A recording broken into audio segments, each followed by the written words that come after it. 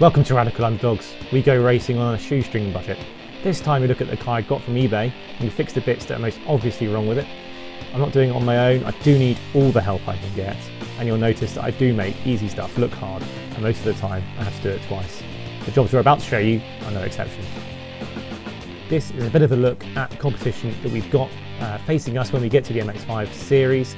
All look very professional. We are nowhere near this standard of professionalism.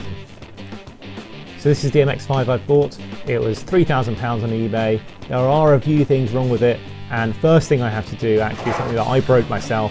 I broke the boot hold down pins. When it arrived it was dark and the car didn't start, couldn't bring it off the trailer was blocking the road. And so what I did is I kind of ripped it apart, and that is the first thing I have to fix. There are other things wrong with it, and I will take you through that as we get to it. And yeah, hopefully we can get this car just on the road, let alone racing around the track. Of course I say on the road, but this obviously isn't road legal, so it's going to have to go on the track. What we've got next then is just a few bits and pieces trying to rivet this back on. It turns out riveting is not the right answer, and then I'm trying to drill it on, so we'll see how that goes.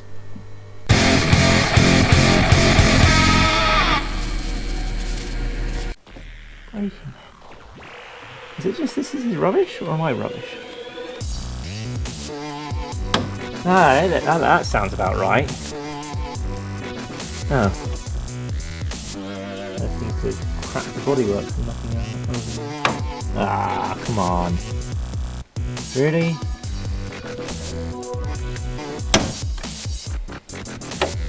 Wow, that did not go well.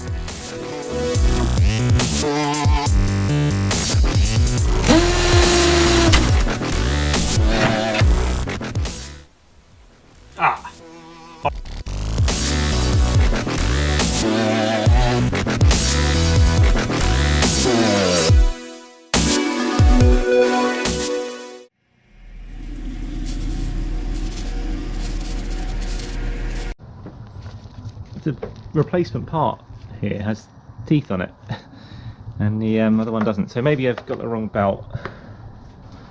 I don't know anything about Mazdas at the moment. Maybe it's the wrong belt, but maybe also just all the teeth have been stripped off this because it's not, look how loose it is. Maybe that's the reason it's so loose, it's because it's got no teeth on it. Anyway, we'll find out.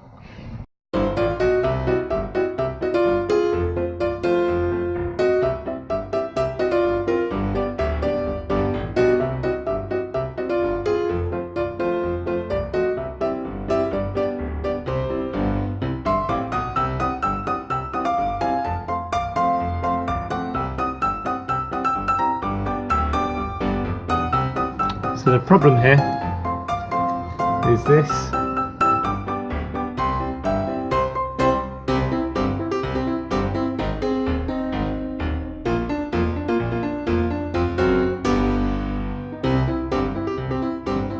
I am pretty sure that's not the way you're supposed to do it, but it's the way I did it, and that's the way it's kind of worked, and you can see why. You can see why it's stuck in there. It's rusted. It's really badly rusted here. In fact, it's still in here.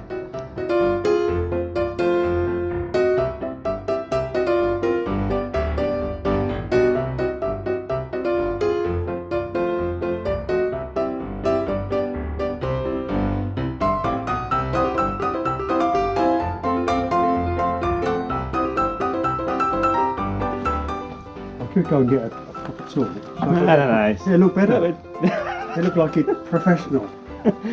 I'll get a proper tool. Can you hold it like that, or do you just... Well, I'll put it back Yeah, as well, that, because yeah. you don't want to be bashing. Is it running? Yeah. There you go. That's it. Done? Oh. I fumbled my line. We did fumble the lines. We tried about 3 different intros, it wasn't very good. You will never see that footage. Should we do an intro from here? You could do an intro right now. What, midway through, but you know. Well, tell though. No, that's no, true. yeah, exactly. Yeah, that's a good point, yeah. So what we're doing now is we're putting it back together again. Mike's here to help me. How much experience do you have, Mike? Absolutely none. Good. So we'll get Mike doing all of it, and you'll see how that goes. Poorly. was going to say, did I need to sign a health and safety disclaimer waiver? Yeah. Some sort of like, if you were injured, maimed, or otherwise harmed in the process of this video. If you're crushed in the... I did actually think about insurance. Got my rubber gloves. Got my lube. Ready to go. So far as well. I thought the red light, what the red light meant it wasn't. Just gonna smear this.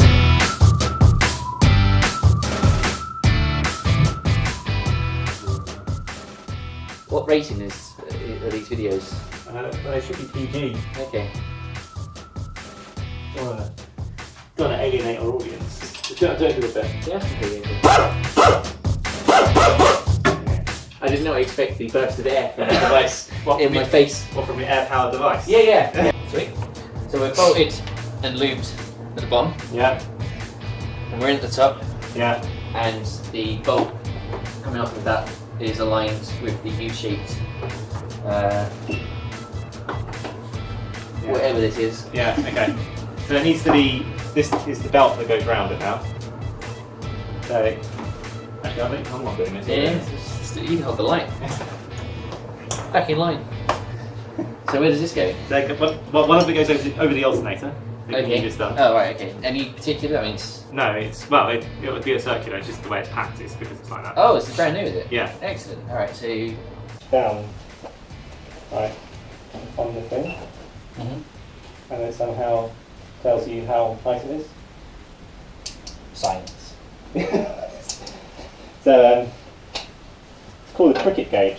Is it? Like in Hitchhiker's Guide to the Galaxy with a K. Good practice, though. Oh. This is definitely more like an FC2. Yeah. It's got a little gauge here. So the white numbers are Newton meters. So it says 32.46. So I guess we can say it's a lot. 33, 34. Sounds good to me. That fits within the Parameter. It's the alternator then. So that's the alternator threads that are kind of on. Oh no, so it's been just chewed to pieces in there, is it? It seems like we've over tightened it, but it doesn't feel like we should have over tightened it. Do you know? It's been an hour and a half, maybe 2 hours of my life, and you can destroy it in about 7 minutes. We've got time. We've got time again.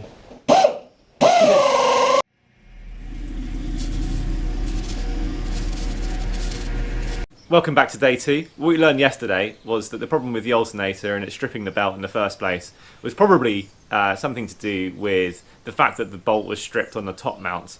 Now, that's something we only learned after 2 hours of work and trying to tighten up everything, having thought the job was done. What we have tried to do is we've tried to bodge this job. So what you could, of course, do is you could drill out the hole, put a hedo coil in or something like that, and fix it like that. Alternatively, I guess you could drill out the whole thing, put a slightly bigger bolt in, and put new threads in. What we've decided to do, though, is just put a nut on the end of it. Oh, Mitsubishi logo. Yeah, I know. Huh. Weird, isn't it? Yeah, it's not Mitsubishi. I'm not a driver. I don't have a license, but I know that symbol. They're all Japanese manufacturers, aren't Are they? they? Ah. So it might be an aftermarket that they put in the Mazda. Or they're all in bed with each other. I'm onto them. Yeah. Sorry, I'm lubing up your bolt. Yeah, you are. That's fine. I mean, I lubed it yesterday, so. Okay. Actually, you don't need the washers, but I think you probably do. I don't actually know what washers do, but everyone seems to put them on things. So I think that's a good idea. So there you go. Do they not just act as a buffer so they don't, and you don't have to over tightening doesn't ruin the surface it's going into contact with? Yeah, I guess so. And then you just replace the washer otherwise instead of damaging. Yeah. But yeah, that's my guess anyway. This is Google. Yeah, ask Google. This is exactly why this video is not an instructional video.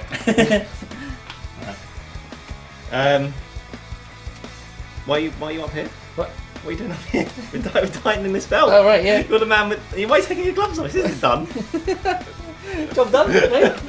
I tell you what, I'll get back under the car. What were you thinking, out of interest? What? What Well, were I you think if thinking? you'd stop tightening, then we were going to do a little talk to the camera.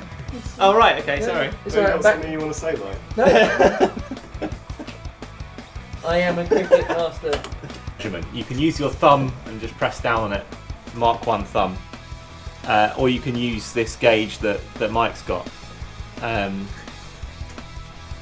That was pretty cheap, but it's better than the thumb method. I think you can go better than that, and so if you're a main dealer or something like that, you've got a proper tool which measures this and measures the deflection angle of the belt. I'm not a main dealer, and I don't pretend to be a professional, so I don't think we need that for this particular job. 53 times in a row. Was it? Yeah. It was actually 53 times in a row. Yeah. I think you're better at measuring that, because I could never get an accurate measurement. It's all about being gentle with the finger. Yeah, okay, yeah. Maybe I Sorry, was. hands. Yeah. Tiny, It's child hands. It's about having child hands. That's what it's tiny, about. delicate, soft index finger to cushion the click. So, should we try tightening it all up and then put the connections on? Because we messed up tightening it yesterday, and there's no point That sounds like a repeating good idea. what we did. I mean, the connections can come last because Yeah, they're a pain in the ass as well. the easiest to see.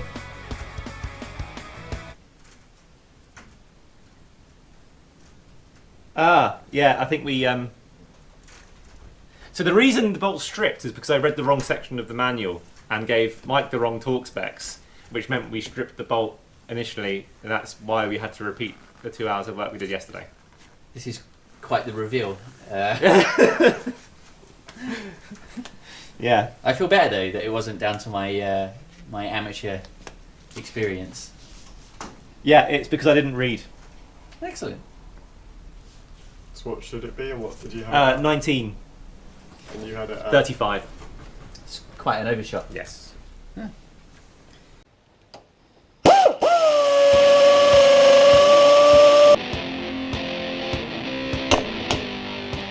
Look, no more screws, nothing left over at the end of the job. I can't remember the last time I've had a job where I've had no fasteners left over at all at the end of the job. So I think that's a good job, well done.